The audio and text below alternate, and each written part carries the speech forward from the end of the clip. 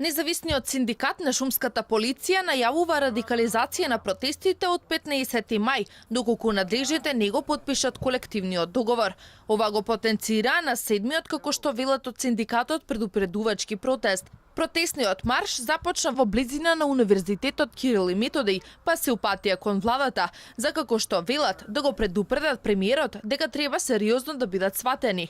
Во февруари 2018 година, повеќе од една година, на влада и на седница беше одлучено ова што ние го бараме од тогаш навака, треба да го спроведат во Министерството за земјоделство, парите треба да бидат дадени и насочени таму кај што треба, кај вработените во шумската полиција. И тоа верувам и ветувам на граѓаните и на вработените во шумска полиција дека ќе биде така, па и да се сврти светот.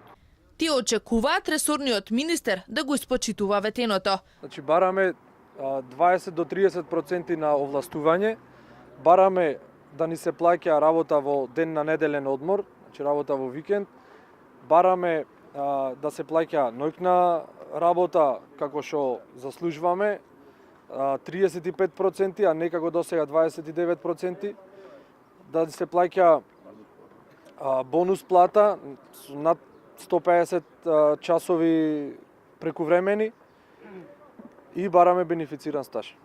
Независниот синдикат на шумската полиција најавува дека со потпишувањето колективен договор, меѓу другото, вработените ќе добијат плата за работа во смени, празници, како и за неработни денови.